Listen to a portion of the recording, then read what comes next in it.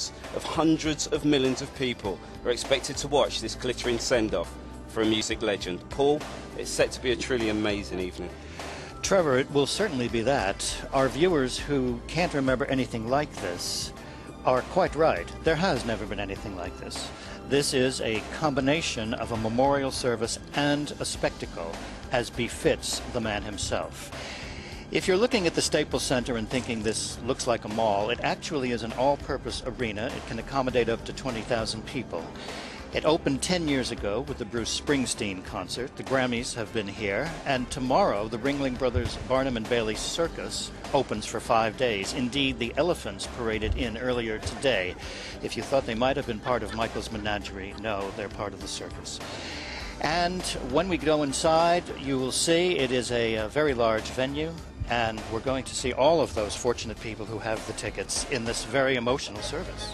What do you think the emotional impact of this is going to have? This is unprecedented in the scope of viewers, because this emotional event is being shared with hundreds of millions of persons. When Elvis Presley died, his father opened Graceland the next day. Tens of thousands of people went past the body, but it wasn't on TV. That was a very private and personal moment for those mourners. This is going to be extremely public, and some people who miss Michael and who knew him are not subjecting themselves to it. One of them, Elizabeth Taylor, his great friend, who said, "I cannot be part of the public whoop-la. I just don't believe Michael would want me to share my grief with millions of others. How I feel is between us, not a public event." And that's the difference between generations. The older crowd would think this does not have dignity, but the younger people feel they must be there. They have to be seen. Okay, Paul, we're just waiting for people to settle inside the arena. But a couple of hours ago, a private ceremony for Michael Jackson took place at the Forest Lawn Cemetery in Los Angeles. Now, in extraordinarily moving scenes, his family and close friends have accompanied Michael on an emotional journey through downtown LA to the Staples Center to join with the rest of the world in his final farewell. We are 5 minutes away. This is incredible, really. Would Michael Jackson have wanted it to be like this? I believe Michael would have wanted to go out with a show. He was the greatest showman in pop music history. And he probably would have wanted to have his funeral at Forest Lawn because, after all, it is the unofficial cemetery of show business. So many great stars are buried there. And on a clear day, you can see the Disney studios, which are just across from Ventura Highway. So that was the place, if you were going to have a show business funeral, to have it. And you can see the cortege coming now and all of the hearses. And we're now going into a different mode because we're going to have music in the Staples Center. We're going to begin with Mariah Carey singing "I'll Be There." Now that's appropriate, of course, because she had a cover hit with that, and that was originally a Jackson 5 #1. That was one of the first Michael Jackson or Jackson 5 records I ever heard. Michael Jackson as a singer and a vocalist sounded so mature to me when he was about 11 years old. I mean, I got the greatest hits as my first record, and I'm listening to a guy who could have been 40 years old in the way he delivered a song, the maturity. Was he like a sponge of other? I mean, he admired James Brown, he admired Sam Cooke and people like that. I mean, how did you rate him as a musician at just 11 years old? I can assure you, as someone who lived through it, the impact of the Jackson 5 and Michael Jackson in particular was galvanizing. You had never heard anyone as self-assured so young. And they had 4 #1s right off the bat. "I Want You Back," ABC, "For Love You Save," and "I'll Be There." He made the cover of Rolling Stone when he was 12. He was probably the greatest starting chart star at such a young age. No one has ever had a start of 4 #1s and 2 #2s. And he was, I like your word, the sponge, because he incorporated a wide range of influences. Yes, James Brown, and yes, Fred Astaire. It was Fred Astaire from whom he got the glide, that real casual, slow style that made it look effortless. And he studied and worked hard.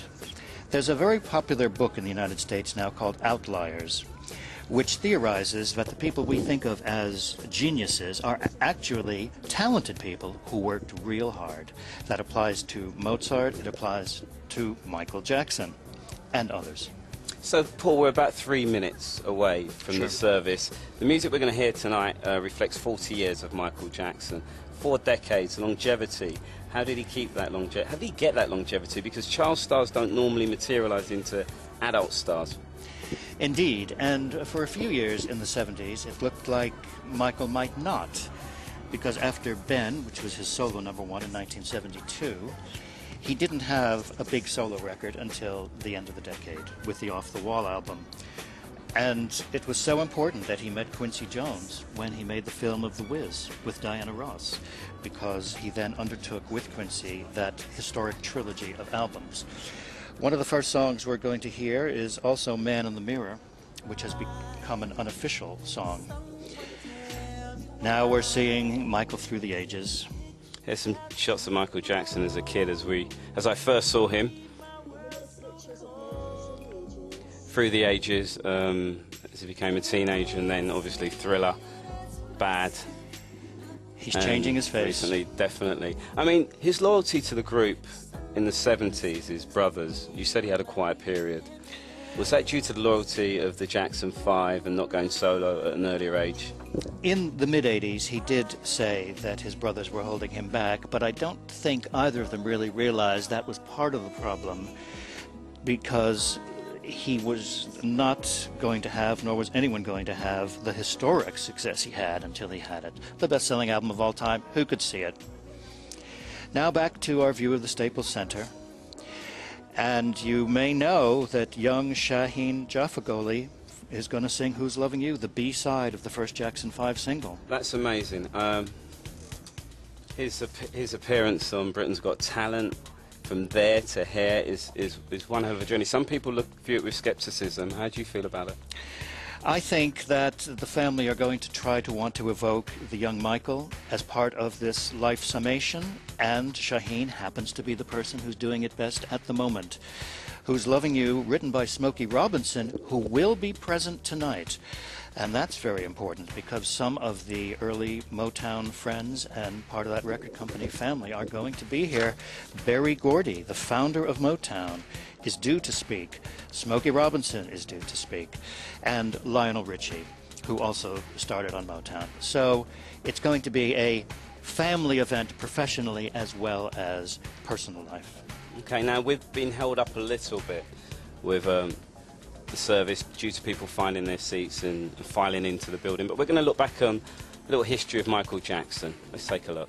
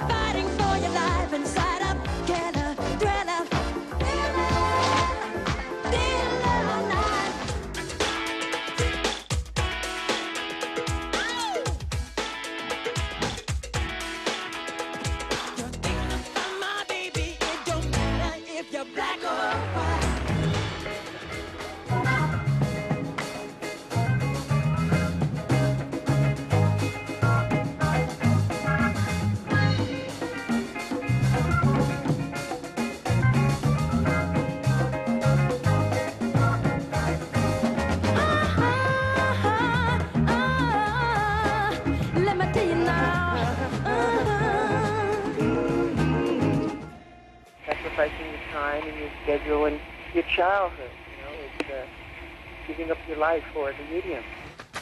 Some things in life we just don't want to see. But if Martin Luther was living,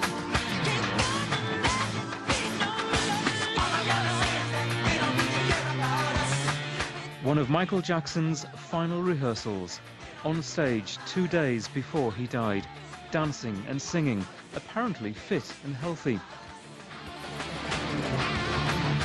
He was preparing for an ambitious series of comeback concerts in London. The unedited footage of the energetic routine seems to refute suggestions that the singer was in ill health during his final days. These are the tickets 1.6 million people wanted. Handing them out requires tight security.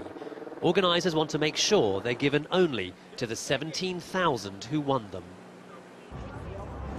And at the venue, fans are gathering to pay their respects. Anywhere linked to Michael Jackson has become a place of pilgrimage. Michael meant a lot to me. His moves, his songs, each of his songs had a meaning to it. He crossed all generations, and that's the first time we've ever had any performer do that. Many have come thousands of miles. I've actually come from London. I was actually in the United States and I was supposed to go home, but I changed my tickets when I found out and came straight here. Why? Because I need to be here. I need to be close to Michael. It wasn't an option. I've come here because it's my last chance to see Michael, you know, to be with the fans. It's an event, it's a historical event, and I really want to experience it with people, the fans.